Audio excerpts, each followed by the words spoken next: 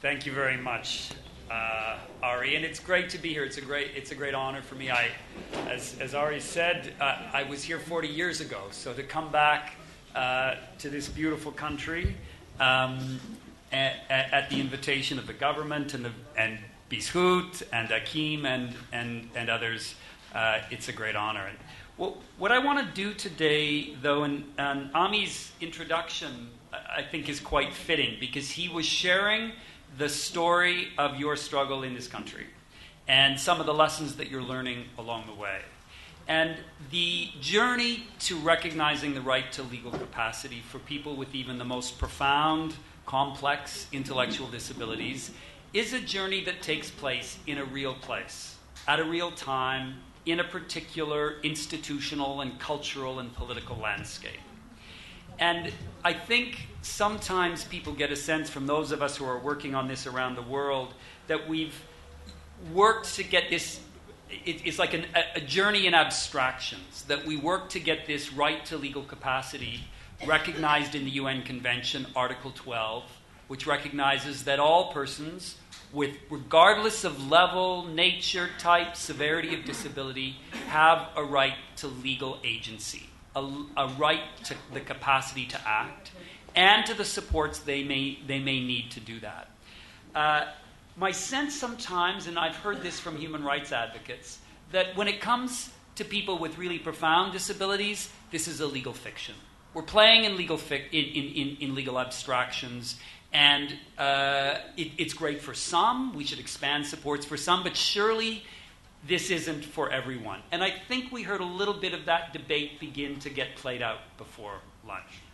So I don't want to lay out a grand theoretical framework. Some in this room know that I want to do that, so I'm not going to do that. What I want to do is share with you some scenes from our own journey in Canada.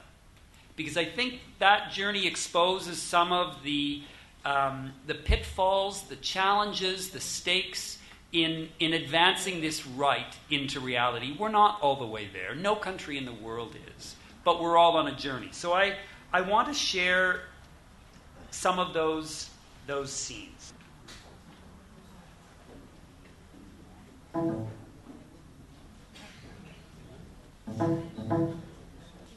Scene one. Okay, this is scene one. It's 1976, 1977. A group of parents who have institutionalized their children in a facility in British Columbia, the Woodland School, go to the premier of the province and arrange a meeting.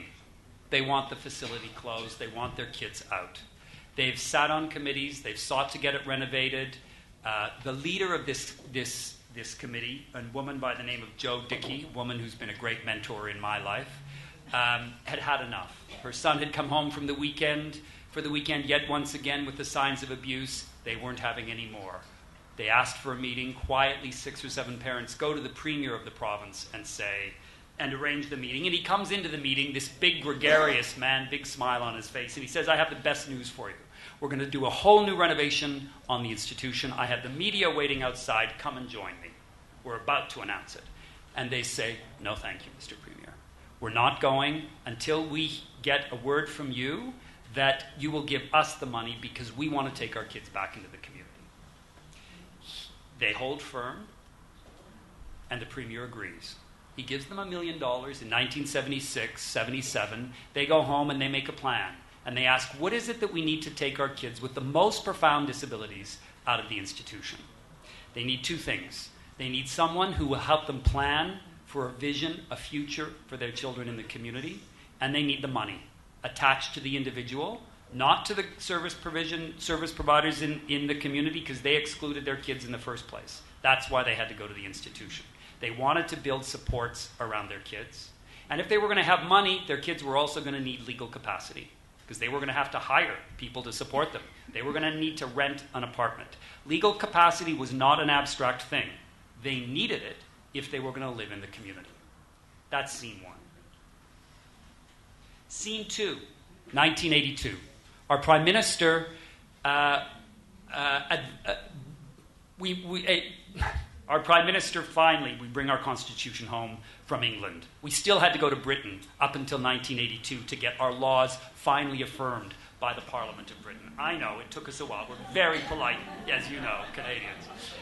But one of the things that he does in that is that he introduces and works with the provinces to get a Charter of Rights and Freedoms embedded into the Constitution.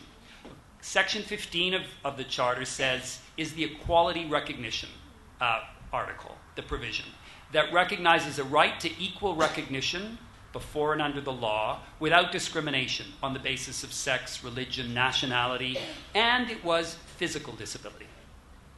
Physical disability only? So, yes, mental and intellectual disability was excluded. They couldn't get their heads around it. So we mobilized across the country, and we were successful. We got mental disability in the Charter as a prohibited ground of discrimination. Scene 3. These do feed together. It's still 1982. This is a picture of a man whose name was Justin Clark. Psychometrists said he had a mental age of 5, born with hydrocephalus, severe mental retardation, cerebral palsy. But he convinces the people at the institution that he can move out, and the people who are supporting him agree. They go and they get his competency to make that decision declared by the head medical officer of the facility. However, his father finds out. He had been institutionalized since he was 2. He was now 18. His father takes out a case to have him declared incompetent. The case is known as Clark versus Clark. It ends up at trial in court, and it's between father and son. The father brings all kinds of psychometrists and psychiatrists who do all kinds of assessments to prove that, yes, he's only got a mental age of 5. How could he have the competency to decide to move out of the facility?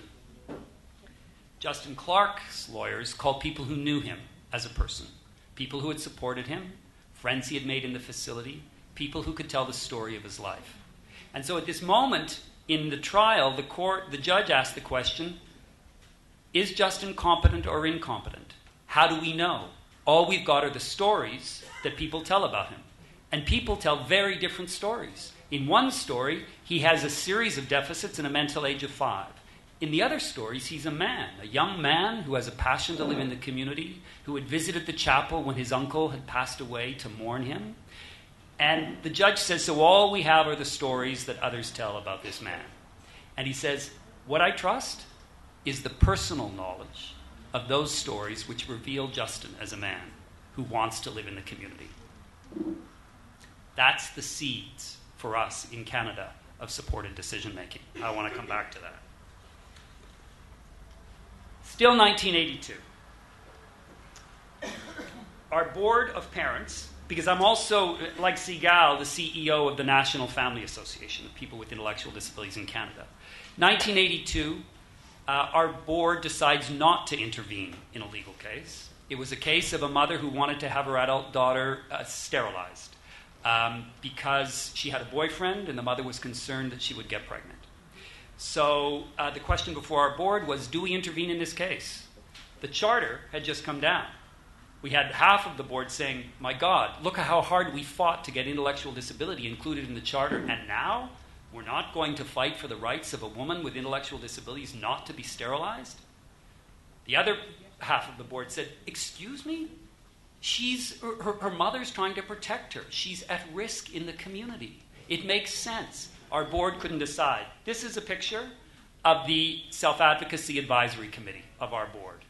They came to us and said, okay, if you can't make up your minds, we'll go to the Supreme Court, but you give us some lawyers and we'll make the argument. And that's what they did. It was the Consumer Advisory Committee. They went all the way to the Supreme Court of Canada, and their arguments won. They won the day that no person with a disability, no person at all, can be sterilized without their personal consent. It was a profound victory. This was also the organization, like Ami shared with self-advocates in your organization, who said, it's time to change the name of your organization. You labeled jars, not people, was their rallying call. And they're the ones that pushed us to change the name from the Canadian Association for the Mentally Retarded to the Canadian Association for Community Living. Because the problem's in the community, the problem's not in the person. So they were able to convince us to change the name. Scene 5, it's 1987. The government of Ontario, after many years, reports of abuses, finally makes a commitment to close institutions. They put a process in place for person-centered planning, building of community supports so that people can move out. Scene 6. This is a picture of a woman by the name of Audrey Cole, and a picture of her son who's being supported. His name's Ian. He's got a profound intellectual disability, but Audrey never wanted her son under guardianship. She believed that he was a full citizen in his own right, and while he didn't have the cognitive abilities most other people have, he should be recognized as a full person. She had been involved in the struggles over closing institutions in our province. And at about this time, 1980, 87, 88, an advisory committee had been put in place by the government to review the guardianship laws in light of the Charter. How could we be putting people under guardianship if we have an equality right without discrimination on the basis of mental disability? Audrey began to articulate, as a parent, she was the first person to articulate what supported decision-making might be.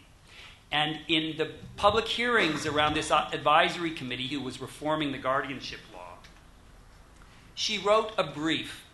And I want to just share a few words of that. She says, people who have extremely limited intellectual skills may well be expressing a clear desire, this is 1989, not to be living where they have been placed by the decisions of others, or not to be doing what others have decided they should be doing by display of what tends to get identified as inappropriate behavior. Learning to listen to the person who cannot speak or communicate by typical means is something we have to do better if we are to avoid discrimination in guardianship legislation. A cognitive assessment that determines mental capacity by traditional standards contributes nothing to that learning process. It simply reinforces the barriers to understanding. It reinforces the barriers to understanding, many of which are ingrained and attitudinal in nature. Scene 7. This is a picture of the president, Paulette Berthiaume, of the Canadian Association for Community Living, and the president of People First of Canada. By 1991, that self-advocacy committee we've nurtured and supported, and they're now an independent organization of self-advocates. They're no longer a committee of our board. They're a separate incorporated organization. At their first annual conference, in their first annual general meeting in 1991, they pass a resolution which says, because guardianship and orders of supervision take away the rights of individuals, therefore be it resolved that People First of Canada oppose all legislation putting people under these acts. 5 minutes, thanks. So it was people with intellectual disabilities themselves in 1991 who said, this has to end. Guardianship fundamentally is a violation. So as a parent association, we had to respond, and we created a task force that we called Alternatives, CACL Task Force on Alternatives to Guardianship. And the people on that task force were Audrey Cole and Joe Dickey. They were the parent leaders, both who had sons with significant intellectual disabilities, a self-advocate. The lawyers who had taken the Eve case on sterilization and won it in the Supreme Court of Canada. Myself, as a young researcher, I was very lucky to be the staff researcher for that task force. And together we sat for a year and crafted a framework for what we called supported decision-making. The idea that we all make decisions in the context of support from others, but that some people may need legal recognition of the supporters who are going to help interpret and understand, who can understand them and help interpret their will to the world. So we created a set of proposed legal framework for that, and we start advocating that to the provincial government of Ontario, who, as a result of the advisory committee, is moving towards legislation. But it's got no recognition of supported decision-making. It will only go as far as getting rid of plenary guardianship and providing for partial guardianship. That's as far as it was willing to go. So People First of Canada, this is a press release from September 21st, 1992, saying to the Premier, unless you meet with us, unless you change this legislation, we'll camp out on the hills, on the grounds of the legislature until it is changed.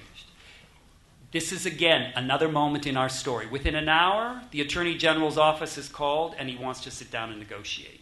The best that we could do at that time was get a recognition in the legislation for alternatives, for a court prohibition. The court was prohibited from appointing a guardian where an alternative course of action could be established that didn't require the person to be found incapable. And they had committed to developing a regime of supported decision-making, but it didn't happen. There's another couple of scenes along the way, but I want to bring this to a close given timing. A few lessons. This is not an abstract exercise. As you see these ideas, the whole notion of supported decision-making emerges from a struggle for people to to get institutions closed and to get the support they need to live in the community. Legal capacity makes sense in that context if people are going to enter legal relationships for housing and supports. A human rights lawyer said to me recently, Michael, really, what is this all about? You're talking about people with profound intellectual disabilities. They don't know they have a right to legal capacity. What difference does it make? It's going to put them at risk. Our response is, it does matter. Maybe people don't know what it means to have a right to legal capacity. Maybe they don't know what it means to exercise the right to legal capacity. But others have to recognize them as having that right. It changes, as Sigal was saying this morning, how people see the person. That's why we have to ensure that people with the most profound intellectual disabilities have their right to legal capacity recognized. As you go down this path, one of the things I think that's really important, and I don't have time to pull all of these pieces together. 1 minute, that's fine. I really want to urge you to include the voices of parents who have family members with profound intellectual disabilities. If we don't, we risk building a system that is going to ground legal agency on cognitive capacity. And we heard a bit of that debate this morning. If people got more information, if it was in more plain language, if we spent more time with people, then people could decide and make their choices known. We heard others who say, it's not going to be possible for my son or daughter. What they're calling for is to ground legal agency on the recognition of their son or daughter's will and preference, which only people who know that person really well can interpret and understand. Supported decision-making is about recognizing those who can interpret the will and preference of a person when they don't have the cognitive or communicative abilities to do it on their own. But they do have a will. Because will is not cognitive. It comes from the heart. It actually comes from a different place in the brain than our cognitive abilities. And that's what we can ground legal agency on. In closing, I want to encourage you to figure out where you are in your own narrative of this story. You have to narrate your journey forward. As a social movement, you have to figure out who's going to be part of this collective we that is going to take the legal cases, that's going to work with government, that's going to make sure people with profound intellectual and cognitive disabilities are part of that story. We know how to do this. We've got examples around the world. We've got this implemented in jurisdictions in Canada. I really wish you all the best of luck in this journey and look forward to sharing lessons with you as we go and to learning from you as well.